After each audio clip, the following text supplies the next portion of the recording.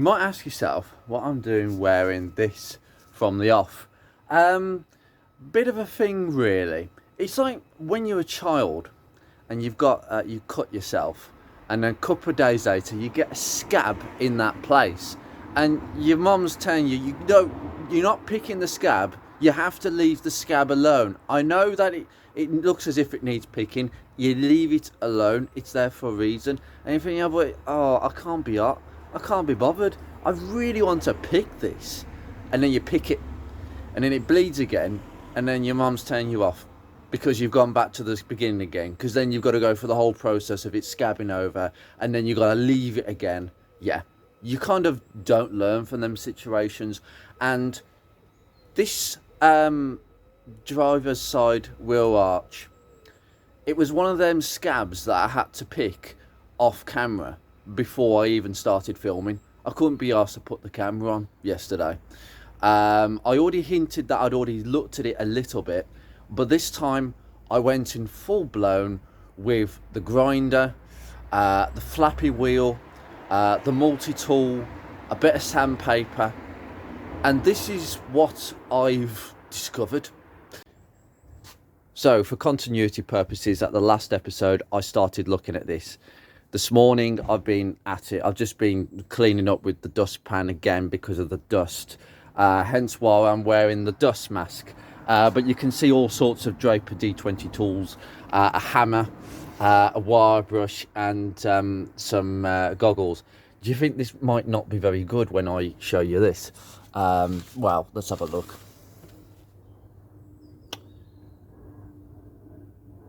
Now have a very good look at this. Maybe if you refer back to the reveal of this car and have a look at what it used to look like. I can see filler, I can see metal and filler. Oh dearie me. Let me have I have had a closer look at this. I've been going over with this. Just move this out of the way. Now what I've done is I've actually smoothed it out. A hammer has actually managed to actually smooth it out. Now, believe you me, I've been tapping with this hammer, and very few pieces of metal have actually come out of this sill. I can tell you now, I can confirm with my hands, there's a tiny bit of seam sealer at the back, but I think that was usual in the standard factory. I've felt a bit of seam sealer over the other side, and the other side's actually okay. Perfectly fine, actually. It's just gone a bit there on the sill on the other side. But that actually is not bad. I'll show you that in a bit.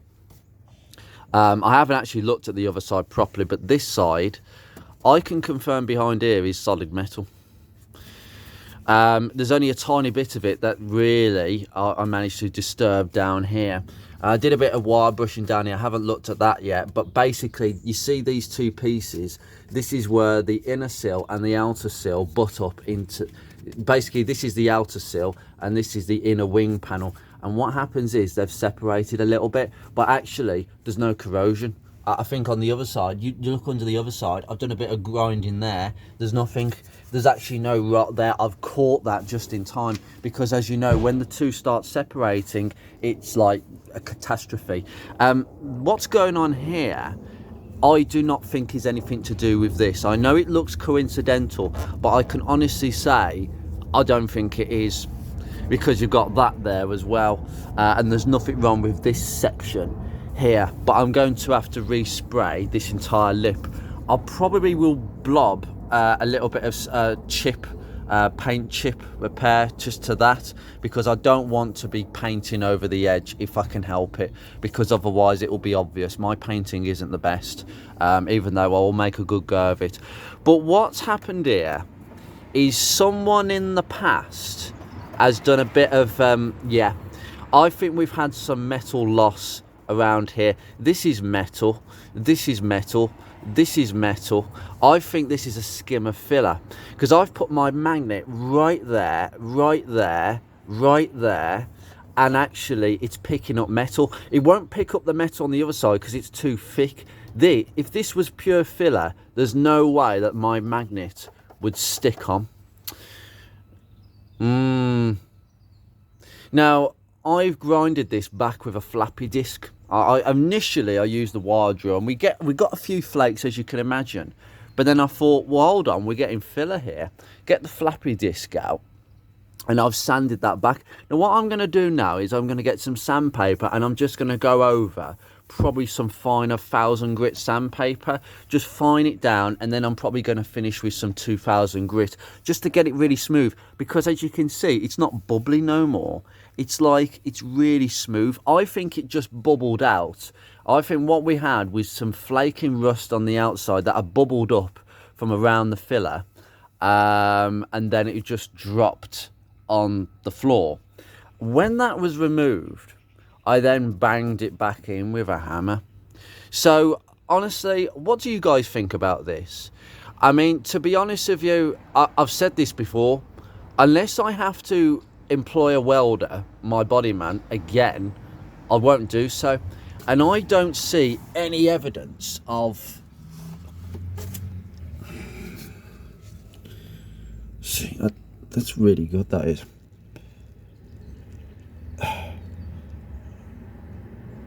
No, that's fine. That's absolutely fine. I can feel just a tiny bit of seam sealer, but that's most probable just to make sure that the join is all good. I don't necessarily think it's covering anything up. I will get it back and have a look, but I've put the magnet on the inside where my finger is, and it's just metal. So I'm going to probably leave that there, guys. I'll have a think about that. It's not a massive priority. There's so many things I've got to do at the front, it's untrue. The main priority is, have we got any structural rot? I don't see any evidence of that whatsoever. I see a car exactly like this piece here that, well, someone's had a go in the past. I don't know who's had a go. Maybe it was a family. I have no idea. But it's not very in keeping with a car being serviced by Rates Ford. So yeah, it's a bit of a funny one, this. This piece here is probably summing up of the car's bodywork. We've got there just in time, because what I'm going to do, I'm going to grind that back as best as possible and clean it up, okay? Then what I'm going to do is I'm going to put some sealer between these two pieces. What I will do, I'll get my locking pliers to see if I can actually bend these two back together. I've got a feeling I won't be able to, but I will put some sealer in there to make sure that water doesn't get between them two, because we know what happens when water gets between them two pieces. Rotten, just like every other Fiesta. This piece here looked a bit flaky. It's cleaned up nicely. Apart from that, I've got to be honest with you, I just did a bit of wire brushing up there. I haven't gone around the back there. That's nothing. That's dirt. There's nothing at the rear that I can see. As I say, I'll just show you the back of the arch. Tiny bit of seam sealer there. Tiny bit of dirt there. I'll just have a look at that, but I can't see any evidence of... there's just nothing. So, yeah, the exhaust looks a bit old. The rubbers, I'm going to have to do something about them rubbers, because they don't look very good, to be fair. They look quite old. Well, the brake hose has been changed yet again. And look at... This is the brake pipe. This is the brake pipe that always rots out because they go near the wheel. This is fine as well. I don't believe it. I just cannot believe the brake pipes on this car. The drum... Yeah, we're going to check how good the handbrake works on this wheel. I'm going to have to stick the wheel back on in a second.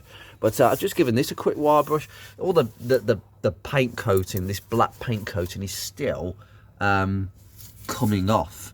But I'm going to go around the mounting because I know that they can start to go a bit funny there.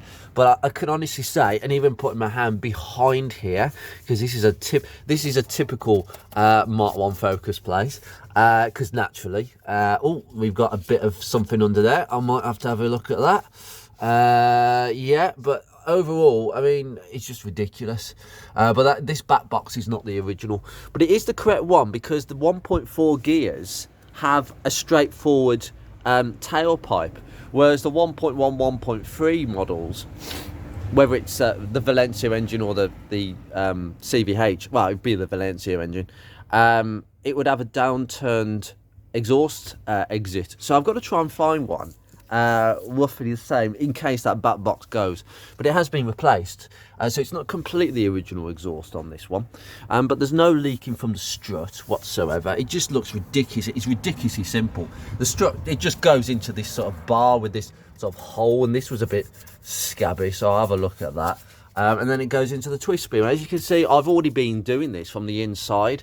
The twist beam goes there, and I'll tell you what, this void bush, this is the only bush in the suspension, really. Yeah, there's nothing wrong with it. I think that's been changed as well. That's ridiculous.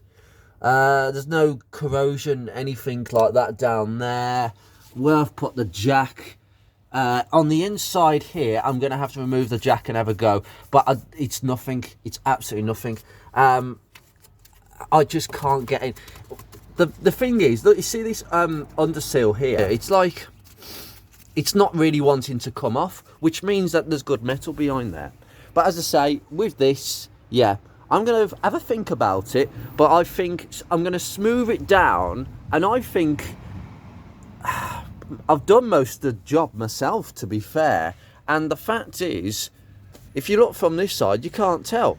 So it hasn't gone round the corner, and there's no evidence here at all. I'm just looking down here. There's some bloody paint runs. Yeah, there's a paint run there. Oh, wait a minute. Why is there a paint run there? That wouldn't have been factory. Someone's been painting here before. Look, there's a paint run that I haven't taken off with the disc. I mean, to be fair, I'm going to have to do all this. I'm going to have to go over the flappy on this bit. This bit, look at this. It runs down here. Someone's been at this. Someone's been desperately at this with a bit of paint. Oh, dearie me. Well, okay. I'm much happier looking at that. As I say, white and Fiesta Mark IIIs may hold many surprises, but it's a 34-year-old car. You have to expect this. Now I'm going to just move all this out the way. What I am going to do, I'm probably just going to grind all this back on camera. 2 seconds.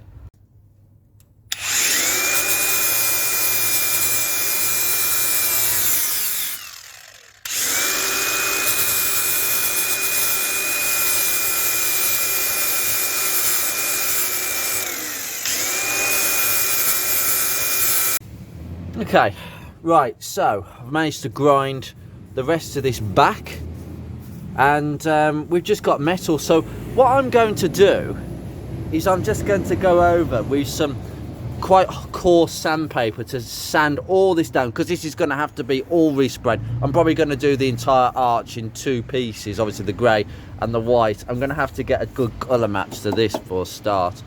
But we can see where it's starting to sort of separate into mini little pieces.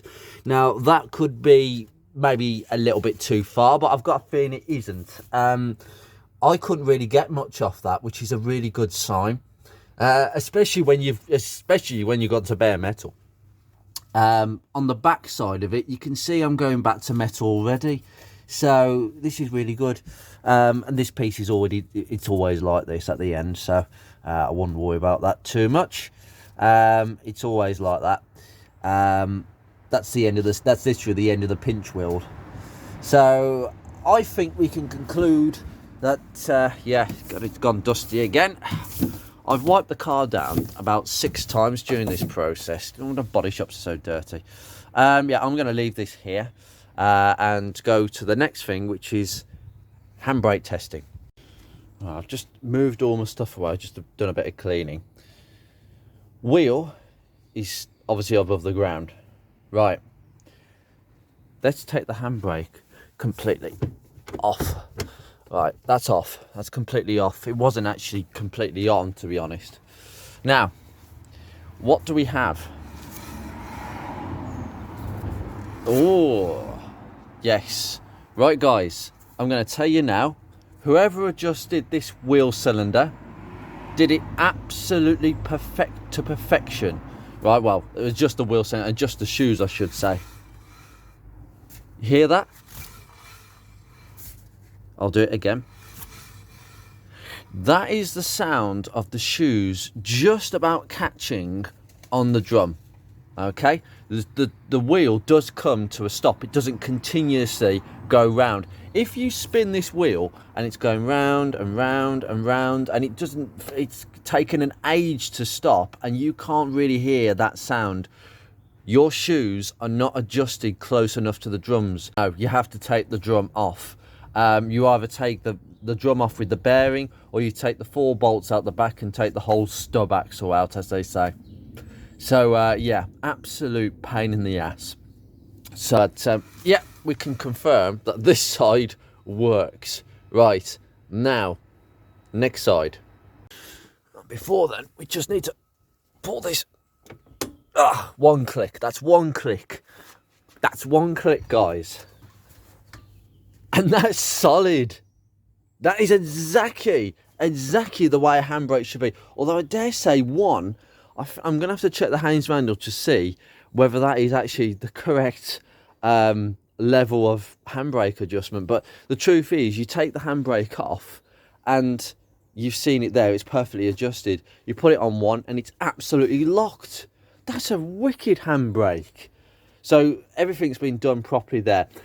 Is it possible that things have been taken off? I'm not so certain, but there is copperies again on the drum face, just like the front. So it's very possible, as part of the recommission, when they did the brake hose, it's possible they had a look inside and adjusted it up properly. So maybe, or maybe it was just done very well 15 years ago and there was no need to mess about with it. Well, that's one massive job that I don't have to do, and hopefully the other side is exactly the same. Right, other side now. Try and get it in the right jacking position. Now, the important thing is with this jack is not to jack up on the rear arm, because the rear arm is so close to the sort of pinch weld, the pinch seam, that it's difficult to not get it on the arm. Don't do that. You really don't want that. So, stop. There we go. Lovely. Lovely.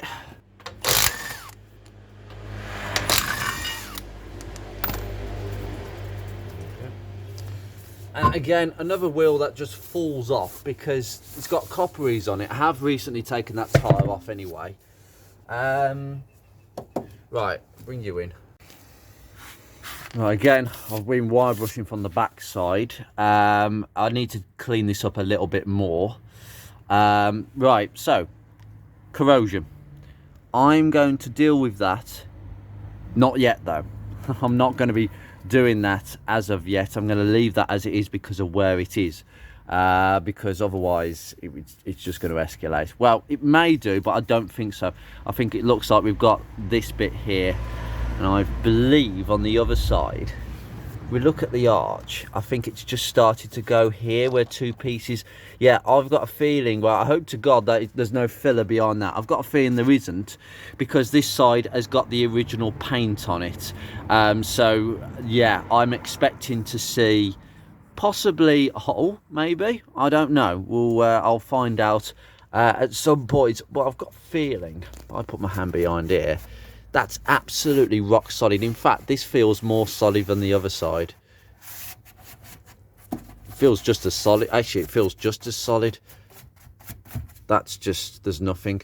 Down here, this side, it hasn't separated. No, it hasn't separated. It's still one piece. That's ridiculous. So that's really good as well. There's nothing down here. And the brake pipe, I think this is the worst brake pipe on the car. My God. That is, yeah, that's the worst brake pipe I've seen on the car. Just this little section here, and it doesn't look bad at all. This pipe is ridiculously good, as per usual. Just a few paint chips and all that. The rear arm looks okay. Again, the rear end of the sill looks absolutely fine. It just needs a going over, I think, this side, which just, the rest of this is absolutely fine. It's just this. So I'm not going to delve into that yet. as much as I don't want to leave it. I don't think it's going to deteriorate in the next month or two while I sort every other job out. Like the other side, I'm afraid the other side, like I said, was a bit of an itch that I need to scratch, and this looks like a scab that I need to pick, but I'm not going to at this moment in time. So I've got a feeling that we've got a little bit of separation here. So yeah, that's that. I think what we're looking at on this side is a grind back and maybe a little bit of filler to replace a little bit of lost metal. If there's a hole, that's my body man's job. If there's a bit of loss of metal on one side but not the other, I will go and rust kill, get it back to bare metal, put some filler in and go from there. Basically, I'm doing the same as the bloke on the other side, but I've got a feeling there was a little bit more metal loss on the other side. I know some of you are going to say, well, that's a bit of a bodge. Look, I'm not being funny here. I cannot justify the amount of, unless that's a hole. If that is a hole, I'm going to have to get it welded properly. And then I'll do the rest by skimming it and painting it myself. But I can't budget at this moment in time for welding at the moment. The reason I bought this car was because I was aware about how solid it was. But for those of you who think that's inappropriate, well, I'm sorry, but you know, you need to be here in this situation, and you need to see it for yourself.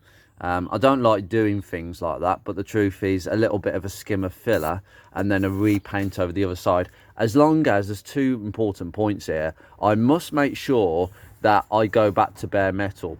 What people do, and this is where I think that is a bodge job, is where people literally blob filler into vast amounts of car where there's a massive hole, right? Probably, you know, a hole bigger than a coin. That needs welding, not filler, welding, because it's not going to be structural.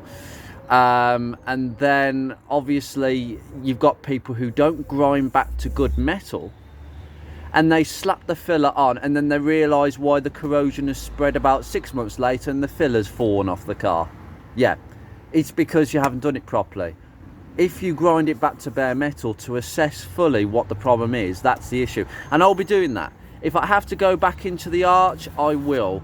I'll grind it back properly, but I'm not going to do it now because there's too many things to do. But that is on my to-do list. But that feels like a good... I'll show you in here. I'll try and bring you in. Oh, God, I hate this. I can't even see. There's a bit of dirt there. I can't... Can I show you? That's where it's gone. Is that where it's gone?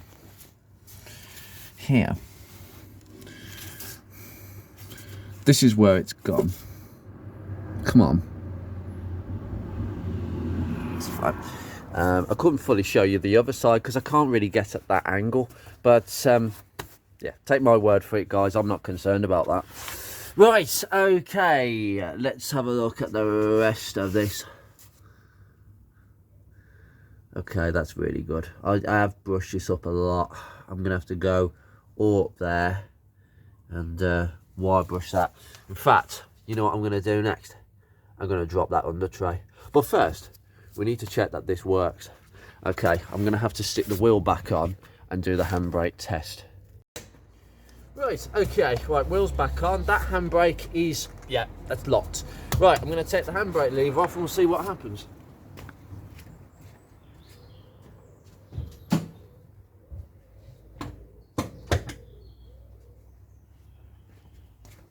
That is off. Exactly the same. But this time, this one feels a bit more free, because if you spin this, it won't... It does take ages to stop, but you can just hear where the shoe is touching the drum. Now, that's an imbalance, what we've just seen here, because this wheel feels a bit more free. The other side is a little bit more on. Now, the truth is, that's not a problem. I could adjust that other side to make it a little bit more free. Hear that?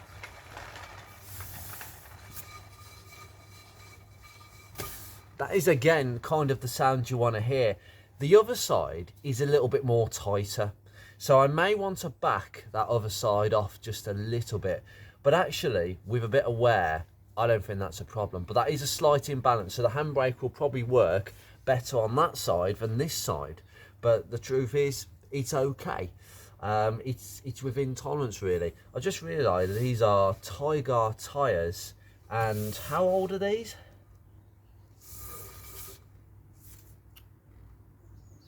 Oh my God. Now, the TG621 Tiger tyres. I have to say, Tiger tyres are actually one of the best budget tyres that I've come across. Some people have had bad things to say about them, but actually I haven't got much bad things to say. I've got to say, probably the old style tyres are probably better than the new ones. But I mean, we've got sort of cracking here, but it's actually, I'm not being funny, that Dunlop tyre is absolutely shot. The tread's coming away, believe it or not. That's why it's got flat. The tread has actually separated from the rest of the wheel, and that is 4 years younger. That's a 2007 tyre, right? This is 2003, and I know I can tell you that. Come on. There you go. This tyre is 20 years old. Oh my God. Oh my God. So when the lady put this in the garage, it was already 6 years old, but it's still holding air. That's ridiculous. Well, as I say, these are all going to be changed, but that's just hilarious. So this tyre has actually fared better than the Dunlop tyre at the front. Right, now there's a few more things I'm going to look at. I'm just going to wire brush all this down a little bit again. Then I'm going to have a look at them fuel pipes. Let's have a look. Right, I've just raised that jack up just a little bit, but I've kept the tyres on because if the jack ever falls, I'm not going to get crushed. I have to say, this has completely gone, this trim, you know. They all tend to go that way for some reason. Look at the dripping from the factory. That's just the way they slapped it on. It's unbelievable. Yeah, we're going to get that wheel tray off in a second. It looks okay under here. I've given it a bit of a wire brush up, and it's all come out really, really well. So just move this here. God, the amount of space you get, it's ridiculous. With this twist beam axle, it's huge. I can understand why they opted for this system on the Mark V Escort as opposed to the independent arms on the Mark III and Mark IV. It takes up far less space. I think it would have been more of a plus point at the result of worse driving dynamics. But it's looking really good. I wonder if these would seize in the bush. I don't think so. It doesn't. I don't think there's anything here. I mean, the whole suspension can be dropped with what 1, 2, 3, 4. 4 bolts there and 4 bolts there, and the whole twist beam would drop with taking those top mounts out. So you could actually drop the whole back end with the basically, if you take the wheels off, you take the top mounts off them, and then the 4 bolts off there, disconnect your handbrake and obviously the brake pipe, and you can take the whole rear end out of the car. My God, if there's ever a tempting factor for me to take it out and paint it up, it's now. But down at the back here, we got the fuel filler pipe, which is a really, really good condition, as I've said. I'm just going to go over that little bit there. There's a little bit there that I didn't see that actually. No, it's scabby. It's nothing. I'll go over that today. But yeah, I'm disappointed. I thought there was an adjuster, but I couldn't see one, and I thought, oh no, it's an automatic adjuster. I've just put the handbrake on, and I swear to God, that's tight. You're never moving that. So there isn't much of a difference between both sides. So it's not that bad actually, but automatic adjusters are crap. Right, so we've got this hose here, got a rubber hose. Now I'm not concerned about this because this hose is basically like a breather hose. So yeah, you got like what they call it, a fuel sensing pipe. I don't know what that's about, but that would only have fuel in it if the tank was really high, was really full of fuel. But the truth is, I'm actually not concerned about that. That actually, that feels quite hard. But the truth is, I've got a feeling that, is that a rubber pipe or plastic? Because I tell you what, that feels more like plastic. That's probably not a good thing. But the truth is, that's a breather hose. I'm not concerned about that. Now this filler pipe is still, God, there's so much dirt. I am going to clean this up properly. The filler pipe is plastic as it goes into the tank, which is really good. And the tank just looks like this, which is, I think Ford protected their tanks a bit better. This pipe here, I've got a feeling, oh God, where does that pipe go? Yeah, there's another pipe. I don't know what that's about. Is that another breather pipe by any chance? It could well be. I'm going to have a look at that. But basically, we've got like that sort of breather system where the tank is open to the atmosphere, guys. There's no charcoal canister. There's no evap system. There is nothing. No charcoal canister, no evap system. It is literally the old-fashioned breather pipe to the atmosphere. Literally. Fuel vapours going in to the environment. That's probably a good thing for me because it's less complex. And I like the fact, because you'd have a charcoal canister normally. Oh, we got some weird bolts, but it's just scabby all over the place. I don't know what I'm going to do in terms of paint. I might just put some zinc primer on it and forget about it, because I don't know about stone chip. I'm going to have to order about 20 gallons of stone chip otherwise. Right, we go beyond here. There's just absolutely nothing. So handbrake goes behind there. We've got a brake pipe that comes this way.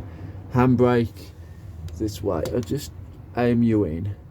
There's just nothing on that outer, this inner sill. There's just that hole that I showed you just down halfway down the sill, which is quite random. Now, these are the fuel pipes. Oh shit. Sorry. Right. My shoulder is playing up again, cricket days and all that. It sort of seizes at this angle, so I can't quite reach. But we've got two lines. We've got a big line. That is to the car. That is to the carburettor. I've just taken them out the lines. And we've got this small one at the bottom. That is the return line. And what? I don't know. I don't get it. Right, we've got these two plastic pipes that come out the tank, right? And for some reason, instead of going straight into steel pipes that we have here, they put these stupid braided hoses in between. Why do that? Why don't you go from plastic to steel? Why is it so hard? Maybe they hadn't come up with plastic clips by then that could link the two. But they're held in with these stupid snap clips that I'm gonna have to prise these off very carefully. But I've got some hoses coming. This one will be about 10 millimeters. This is an 8mm diameter. You've got to measure the inner diameter of these pipes, and that's the pipes that I've measured in the car. I mean, look at it. You've got these pipes that go all the way down, and you've got the handbrake up there, okay, that goes through there. But look at it. You've got one handbrake cable there, one cable up there, and they link further down there. Got a couple of exhaust rubbers. Honest to God, there's nothing to see. There's nothing to see with this car. There's no exhaust shields because we haven't got a cat.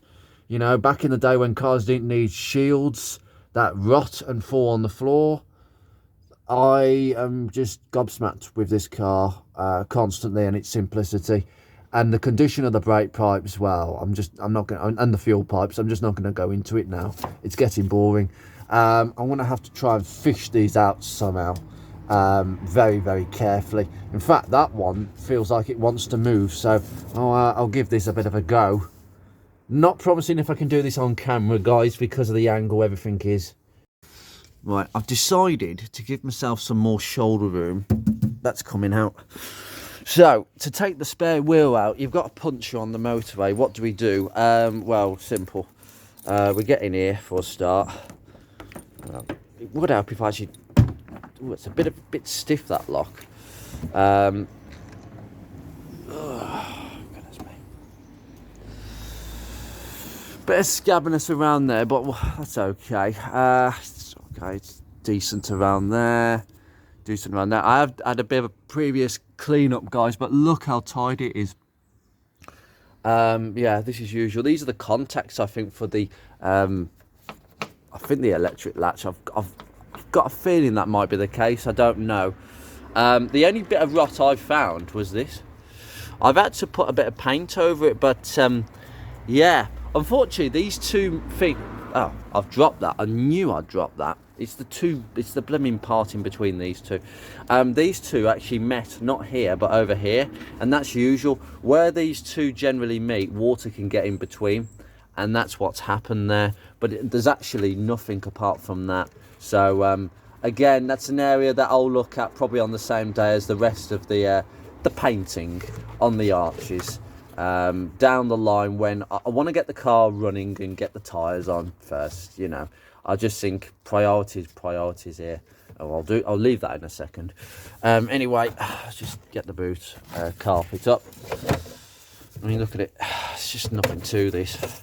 The finished carpet, but you get this on the gear. And that's your bolt. It looks like a 15mm bolt. It is the same size as what's on your wheel wrench inside the engine bay. So you can do that all in situ. It's just really dirty in places. Just dirty. There's a few places. Yeah, I think we've got a bit of evidence of maybe previous water leaks.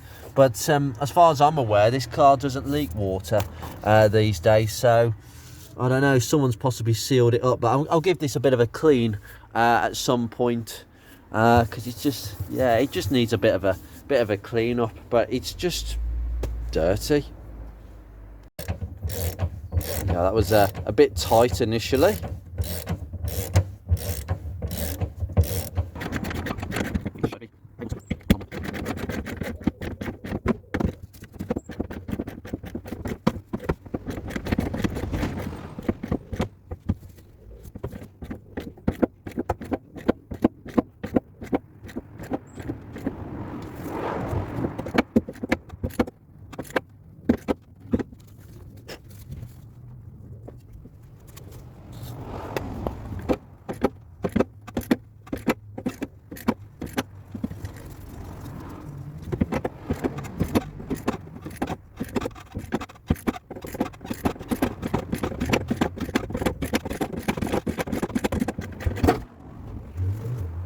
Flipping heck.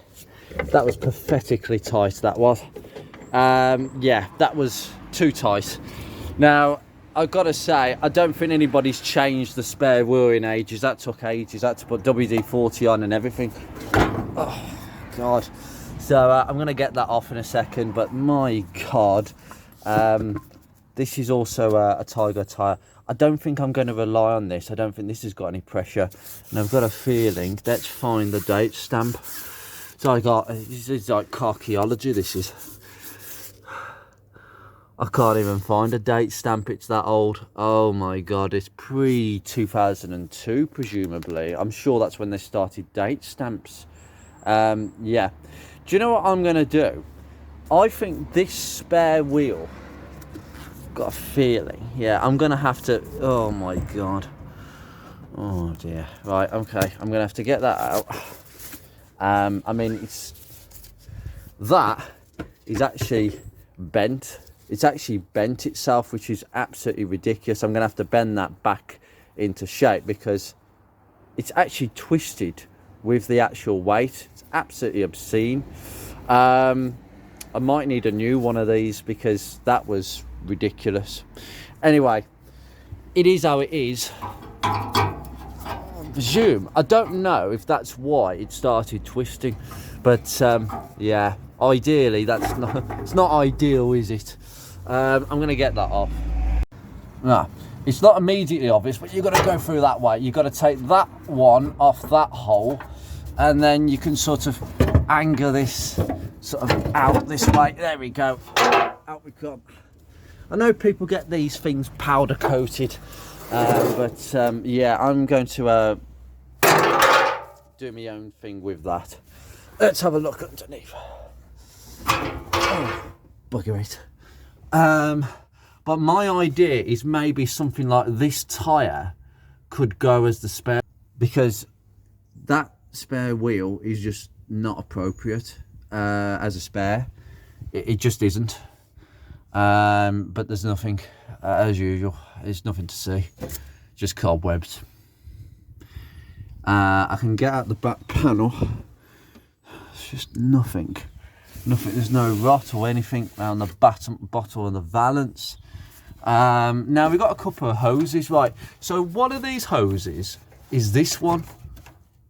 It just literally sits there. It's not connected to anything. It's literally just like that. It's supposed to be like that. You got a couple of hoses here. I think this is like an anti-trickle valve, where it just allows vapours to escape, because you've got one there. I think that could be just a genuine fuel sensing pipe, so it will basically just sort of cut off the fuel pressure when the tank is full. When the tank is full, it will just fill up and bang, the fuel pump at the station will just cut out. Whereas I think these are the fuel breathers. I do, but there's a lot of ancient stuff going on here. But my God, the access I've got. Oh my God. I mean, I could lower the car down on the floor. I don't even have to jack it up, and I've got enough space to do all my wire brushing, and I can get at the back of the hubs. I mean, you can see the 4 bolts. It's basically a similar, it's exactly what you'd expect on a Ford of the last 20, 30 years. 4 bolts that hold the stub axle in, and the whole drum comes straight off. You still got the pop rivets for the backing plate, so it's never been off. Obviously wheel cylinder with the hose, but there's nothing to see, guys. I can't really talk all day about this because there's nothing to see. But why did Ford go to steel fuel pipes? Why did they do that? Just plastic pipes, please. I don't understand. I am going to try and get those fuel lines off now. Dear me. Tell you something. Trying to contort myself into different positions here. Right, see if we can get using these special clips, these special pliers. See if I can just pinch them. Oh yeah, I've got that. No, I haven't. This could take some time. Oh, that was easy. Right, okay. Now all I need to do is try and wiggle it out. Oh, I do hope these pipes aren't stuck. If these pipes are stuck, I'll just have to continually try and pierce them with, get your pick and try and just get in there and just break that bond between the two. Might take some time, this, because these pipes have been in situ for God knows how long. So just keep on sort of wiggling. Just hope I don't damage the pipe. If I damage the pipe, it's fine. I'll just cut it further and then I'll just extend another hose to it. It is literally just a simple plastic pipe. Oh yeah, it's come out. There we go. It's already come out, as you can see. Come on. Oh, there'll be some fuel. There we go. And the clip's gone over here. I mean, to be fair, these clips, I'll try and keep them, but the truth is I might have some replacements for them. So you keep doing this with all of them until they're all out, guys. You've got to do the ones on this side as well. Yeah, I think these are going to be a bit easier than what was in the engine bay. Oh, we're up to do. I've got the first one off the steel pipe. I think it's far harder to get this pipe off the steel side than the plastic pipe side. But just take the pipe out of its clip here. It's just literally clipped in here. So you sort of put it in there. You just be very careful with the plastic and just ease it out. But I've just put it back in for security now. Now we've got to get the other one out. Come on. Lovely. Right, let me just take that other one out. Okay, right, we've got another clip there, so it's just a case of just fiddling around with it, really. This hose clamp is in a really bad place, actually. Just keep going. Come on. Come on. Oh, sugar. Yeah, that's probably the main feed. Now what I didn't anticipate and what I completely forgot about is that pipe is now leaking fuel into my bowl. So I'm going to have a lovely bowl of old petrol. So it's probably good to get all the old petrol out the tank. And I'm going to let that drain of fuel until it stops running. But I can't really mess with that pipe until the fuel stops. So yeah, I think I'll quit what I'm doing and I'll leave that to just drain. I haven't got my jerry can on me, but nevertheless I might need some fuel for cleaning purposes, which is always a good thing. But I must make people aware not to go near this car for now. That's quite a bit of fuel that's actually dripping into there. So yeah, I don't think I'll get the grinder out just yet. Just let that drain. But anyway, I'm going to probably leave this episode here. I've taken one fuel pipe off and I haven't got the other one off because there's a lot of fuel coming out at the moment. I have also bent this thing back into shape, so I've just got 2 locking pliers and I've actually bent it straight again, so that's good. So yeah, we're going to measure the pipes. We're going to have a bit of cleaning exercise underneath. I've got now access to the underside. These wheels are going to be scrubbed down. I suspect, and I've got a feeling, if I can scrub this up, I will actually change the tyre on this one and put it on the car, and one of the best tyres that I can find will go as the spare. And that's the way I'm going to play it. That's going to be brushed out. We're going to have a bit of a clean round here as well, but it's all going to be done and wire brushed at the back. But I can't really do anything because I've got to wait for it to stop draining fuel. So from me and Project Ruby, good day.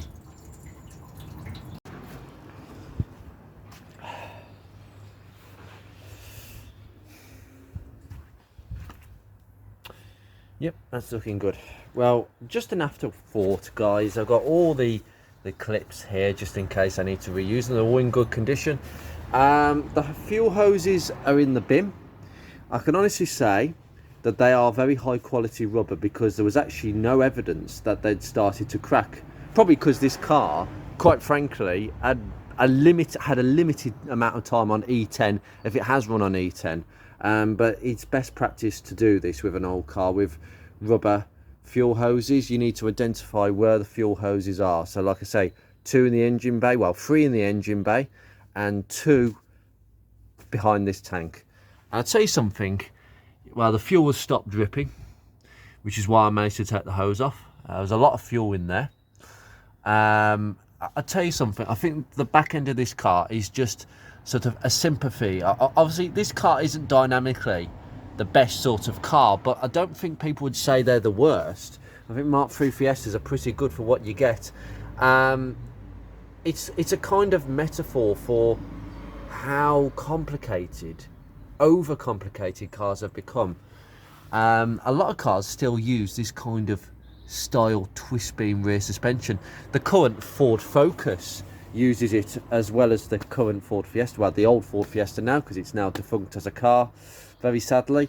But ideally the way this car is coming apart is extremely simple, and I'm loving it. I really am loving it. And it's the condition of this car is just astonishing. We've got a bit of that there that I can sort out. I'll be sorting that out, you know, this little thing later on, but it's not too bad at the moment. But obviously I need to get on top of that, you know. This, obviously we've discussed that, and I'm going to sand that down and make that look as good as possible, because I really do think there's nothing to it. You've seen the underside of the car. I'm going to leave this here. If I can just retrieve my well, this is supposedly my degreasing tray. That's a lot of fuel that is in there, and it's gone a bit funny coloured. Let me see if I can drag this out. And by the way, guys, this is if you want one of these, it's that. It's a metal drain pan, 16 litres. And you know what, I was thinking about getting a parts washer. You know those fancy parts washers? Nah, don't bother with them. Get one of these and a couple of decent brushes. Oh my goodness me. Was this pan that dirty? Well, I can honestly say I think this petrol's probably done me a favour in cleaning all this out. I'm going to put this into a few containers and I'm going to use it as cleaning fluid. I would say there's a good 6-7 litres there. I'm going to leave this here because I'm getting fumigated by fumes of this thing. You take care, guys. I will see you very soon. I'm going to get cracking now on doing a bit of wire brushing now that the fuel was sort of gone. I've got to be kind of aware though, those fuel pipes are now exposed. I don't want to be creating sparks around the pipes. So I think some gentle manual wire brushing over there will be very beneficial underneath. Anyway, you take care, guys. I will see you very soon. Yuck.